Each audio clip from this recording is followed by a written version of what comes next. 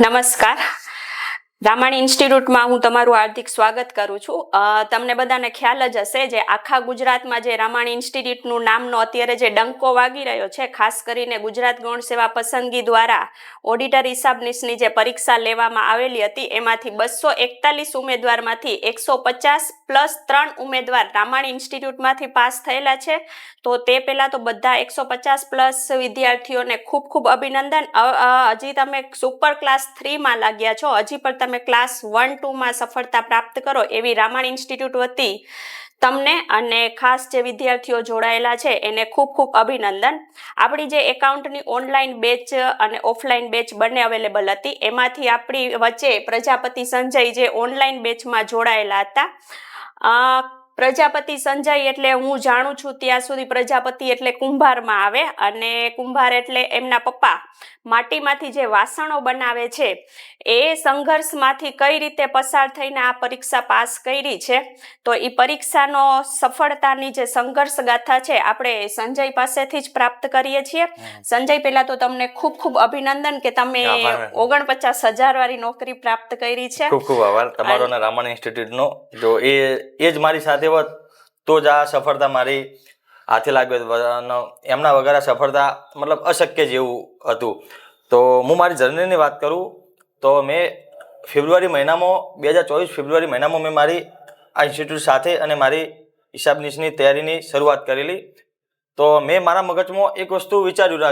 હું તમને 1 મિનિટ રોકવા માંગીશ કે તમને પેલા એ પૂછવા માંગીશ કે તમે રામાણી ઇન્સ્ટિટ્યૂટથી કઈ રીતે પરિચિત થયા, કે તમને કઈ રીતે ખ્યાલ આવ્યો કે આપણે કોમર્સ બેકગ્રાઉન્ડ થી જોડાયેલા છીએ અને આપણે આ ક્લાસ કરાવીએ છીએ? તો હું મારી તૈયારી ગાંધીનગરથી કરતો અને મારા મિત્રો જોડે રેફરન્સ માંગતો તો એમ જ કહેતા કે ગુજરાતમાં કોમર્સ એટલે તો કે એક જ કે રામાણી ઇન્સ્ટિટ્યૂટ, એના સિવાય બીજું કંઈ નહીં. તો મારા જોડે પછી બીજો કયો એવો ઓપ્શન એ નહોતો, મારી કોઈ બીજા ઓપ્શન ચૂઝ કરવાની ઈચ્છા નથી. તેમ એવું સીધું તો ફેબ્રુઆરી મહિનામાં 2024માં રામાણી ઇન્સ્ટિટ્યૂટ સાથે જોડાયો અને એ દિવસથી મતલબ એક રાહ મળી ગઈ આ રીતે તૈયારી કરવાની, આ વસ્તુ વાંચવાની. બાકી આપણે જોવા જઈએ તો એનો સિલેબસ એક દરિયા જેવો હતો, પણ રામાણી સરે એકદમ નાનો અમથો એવો સિલેબસ કરી આપ્યો.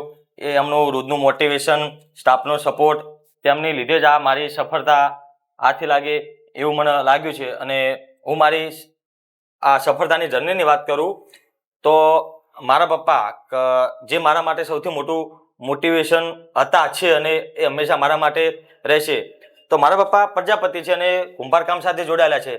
તો હું પણ જ્યારે શિયાળામાં કે ઉનાળામાં કોઈ પણ સિઝનમાં એમને સવારે વહેલા ઉઠીને જ્યારે એ માટીના કુંડામાં કે પાણીના કુંડામાં એવી ઠંડીમાં કડકડતી ઠંડીમાં જો હાથ નાખીને એમને હું જોતો અને એમની ફાટેલી બંડીના એક તૂટેલા કાણામાં જોતો, એટલે મને લાગતું કે ના, મારા એક્ઝામ પાસ કરવી તો બસ એક વ્યક્તિ માટે મારે આ એક્ઝામ પાસ કરવી છે, તો એ હતા મારા માટે મારા પપ્પા.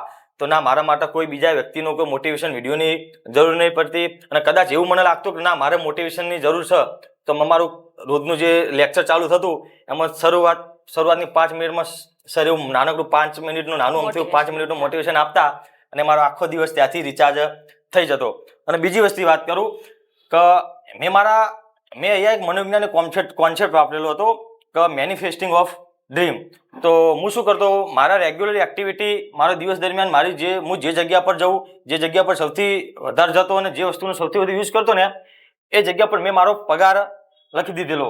ત્યારથી મને એમ હતી કે હું 49,600ની જોબ મેળવું. તો હું સવારે ઉઠું 4:30 વાગે વાંચવા ઉઠતો, તો મારા અલાર્મ વાગું, તો મારો ફોન ખોલું, તો મારા ફોનના વોલપેપર ઉપર મેં લખેલું 49,600. ત્યાંથી ઉઠી લાઇટ સ્વિચ ત્યાં આગળ સ્વિચ ઓન કરવા જાઉં, તો મેં ત્યાં સ્વિચના બોર્ડ ઉપર પણ લખેલું 49,600. ત્યાંથી હું દરવાજા આગળ જાઉં, ત્યાં પણ મેં લખેલું 49,600. ત્યાંથી હું બ્રશ કરવા માટે ટૂથબ્રશ લેવા જાઉં, ત્યાં આગળ પણ મેં લખેલું 49,600. પછી હું ફ્રેશ થવું, નાહવા જવું, બાથરૂમ, એ તમામના દરવાજા પર મેં લખેલું 49,600. પ્લસ ત્યાંથી હું બાઇક લઈને લાઇબ્રેરી સુધી જવા માટે બાઇકનો ઉપયોગ કરતો. તો બાઇકને જે પેટ્રોલની ટાંકી ઉપર મેં એવું સ્ટીકર ચોંટાડેલું મોટા અક્ષરથી 49,600. પ્લસ ત્યાંથી હું લાઇબ્રેરીમાં એન્ટર થયું, તો મારું જે લાઇબ્રેરીનું ડેસ્ક ઉપર હું મારી સામે ખુરશીની સામે જો મારી નજર પડે ને ત્યાં આગળ મેં લગાવેલું 49,600. પ્લસ મેં મારી ખુરશી, મારા ચોપડામાં જો કોઈ સબ્જેક્ટ પૂછે તો પણ મૂકું 49,600, કે તારી ઈચ્છા હું તો કે 49,600. બસ મગજમાં મેં 49,600 નામનું વસ્તુ સેટ કરી દીધું.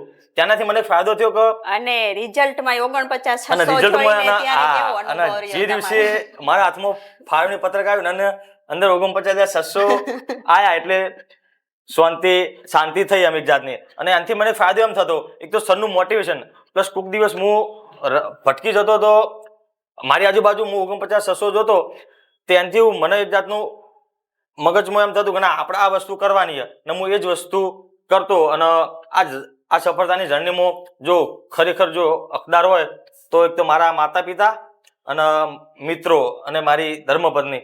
અને જો એટલો ને એટલો આ મારી સફળતાની જર્નીમાં જો હકદાર હોય તો રામાણી ઇન્સ્ટિટ્યૂટ. જો એ ના હોત તો હાલ હું કદાચ એવી ગુજરાતની કોઈ પણ જગ્યાએ પ્રાઇવેટ સેક્ટરમાં 10-12 હજારની જોબ જ કરતો હોત. કેમ કે આ જ ઇન્સ્ટિટ્યૂટ થ્રુ અમને ખબર પડી કે ના કોમર્સ એટલે કે રામાણી ઇન્સ્ટિટ્યૂટ અને તૈયારી કરવી હોય કોમર્સની. હું પણ બીજા વિદ્યાર્થીઓને એમ કહું છું તમારે ગમે તે સિવિલ સર્વિસની તૈયારી કરવી હોય અને જો એકદમ એવા મસ્ત સપોર્ટિવ સ્ટાફ પ્લસ એવા આપણા રામાણી સર જે હંમેશા હસતા હોય છે અને એમનું 2 કલાકનો લેક્ચર એટલે આપણે એમ જ લાગે આ તો હજુ 20 મિનિટ જ થયા એમ એવું લાગે ના કે 2 કલાક થયા બાકી 20 મિનિટનો લેક્ચર આપણે એમ લાગે કે હાલ હમણાં બેઠા. જો આ બધાના લીધે જ મને સફળતા મળી છે. તેથી હું મારા અને મારા માતા પિતા વતી રામાણી ઇન્સ્ટિટ્યૂટનો ખૂબ ખૂબ આભાર માનું છું. Thank you Ramani sir, thank you Ramani ઇન્સ્ટિટ્યૂટના સપોર્ટિવ સ્ટાફનો થેન્ક યુ. અને તમે એઝ અ પ્રોફેસર છો તો રામાણી સર જે રીતે ભણાવે છે એ રીતે તમે બાળકોને ભણાવવાની ટ્રાય કરતા કે નહીં? તે હું જીસેટ પાસ છું અને એના લીધે મને થોડાક સમય માટે મેં અસિસ્ટન્ટ પ્રોફેસરની જોબ કરી હતી મારા પાટણ જિલ્લામાં. તો હું એ જગ્યા પર વિદ્યાર્થીઓનો લેક્ચર લેવા જતો તો હું બહારથી સંજય દેખાવું પણ અંદરથી મારી જે ટીચિંગ સ્ટાઇલ મારી બોલવાની સ્ટાઇલ અંદર તો મારા અંદર રામાણી સર જ હોય. હું એમને એ રીતે ભણાવું. પછી કદાચ એમને કોઈક દિવસ પૂછું કે કેવું લાગુ હું ભણાવું તમને ખબર તો એવી પડે તો એ લોકો મને સામે એક જ જવાબ આપતા કે સર તમારે જેવું કોમર્સ મને આજ સુધી કોઈ ભણાયું નહીં. તો હું એમને એમ જ કહેતો કે આ ભલે હું તમારા આગળ સંજય પ્રજાપતિ ઊભો રહ્યો પણ એની પાછળ વિનોદ રામાણી સર જ છે. અને એમને હું કહેતો કે મારા સરે એમને હું ખાલી એક વચ્ચે એક માધ્યમ જ છું. તમારે એમ જ છે કે સીધા તમે રામાણી સર જ તમને ભણાવે છે. હું મારી બોલવાનીમાં ભણાવવાની સ્ટાઇલમાં રામાણી સરને સાથે રાખતો અને એ રીતે એમને ભણાવતો, એ રમૂજી સ્ટાઇલમાં એમને ભણાવતો અને લોકોને ભણવાની એટલી મજા આવતી. ખૂબ ખૂબ આભાર આપનો સંજય કે તમે ખાસ કરીને પાટણથી આપણો જે પ્રતિભા સન્માન સમારોહ હતો એમાં કોઈ કારણસર પહોંચી નહોતા શક્યા પણ આજે સંજય ત્યાંની પાટણની સ્પેશિયલ જે પેડા ને દેવડા લઈને આવ્યા છે. તો તમે પણ પાસ થઈને તમારા ગામની જે સ્પેશિયલ મીઠાઈ હોય એ અમારા સુધી લઈને આવો એવી શુભેચ્છા. અને આપણા બધા ઘણા બધા સ્ટુડન્ટ્સ હજી પ્રતિભા સન્માન સમારોહમાં નથી પહોંચી શક્યા તો એમને પણ હું કહીશ કે જલ્દી મીઠાઈ લઈને આવો. મારા નાસ્તાના બોક્સ પૂરા થઈ ગયા છે. તો ખૂબ ખૂબ આભાર. બસ આવી જ રીતે આપણે બધા બાળકોને મળતા રહેશું અને તમે પણ ખૂબ સારી રીતે સફળતા પ્રાપ્ત કરો એવી રામાણી ઇન્સ્ટિટ્યૂટ વતી ખૂબ ખૂબ શુભેચ્છાઓ. અંતે હું એક જ વસ્તુ કહેવા માંગુ છું, જબ તક તોડેંગે નહીં તબ તક છોડેંગે નહીં.